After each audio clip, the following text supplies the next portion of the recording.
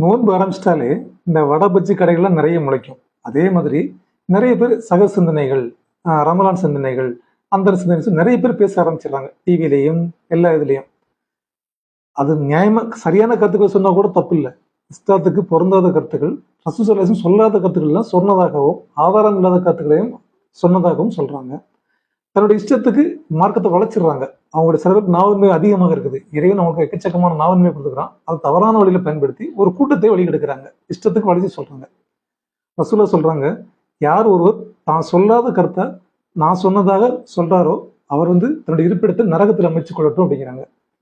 இந்த ஹதீஸ்லாம் தெரிஞ்சும் ஆலிமாக இருக்கக்கூடியவங்களே அதெல்லாம் வளைச்சி தன்னுடைய இஷ்டத்துக்கு ஹதீஸ்கள் எல்லாம் மாத்திக்கிட்டு ஒவ்வொரு ஹதீஸுக்கும் ஒவ்வொரு ஆதாரம் அவங்களுடைய நாவன்மை மேல இஷ்டத்துக்கு விளக்கம் கொடுத்துட்டு இருக்காங்க.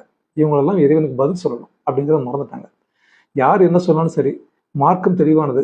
நாம எந்த ஆலயங்கள் பேசினாலும் அதெல்லாம் பின்பற்றாம, அப்படி கண்மூடித்தனமாக பின்பற்றாம சரியானதை ஆராய்ச்சி பண்ணி இஸ்லாத்துல இருப்போம். அஸ்ஸலாமு அலைக்கும்.